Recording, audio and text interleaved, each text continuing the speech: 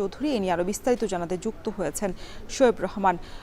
শোয়েব, নেতাকর্মীদের উচ্ছ্বাস কেমন দেখছেন? আজ দিনব্যাপী কোনো কার্যক্রম রয়েছে কিনা অর্থমন্ত্রীর, বিস্তারিত জানাবেন।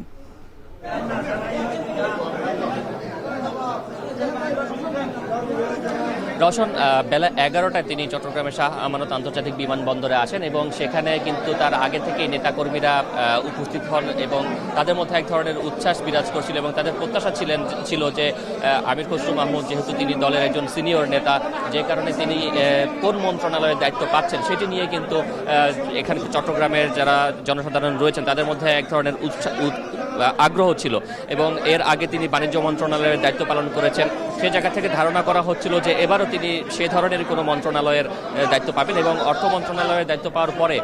প্রথমবার তিনি কিন্তু এই চট্টগ্রামে এলেন এবং যে কারণে নেতাকর্মীদের উচ্ছ্বাসটা অনেক বেশি। তারা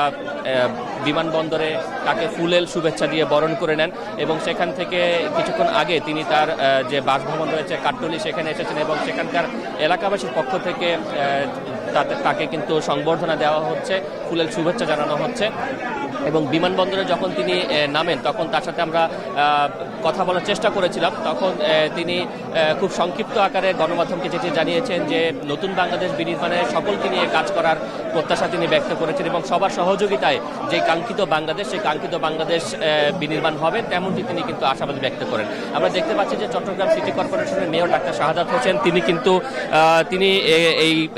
অনুষ্ঠানস্থলে এসেছেন এবং আমির খসরুকে সংবর্ধনা জানাতে কিন্তু তিনি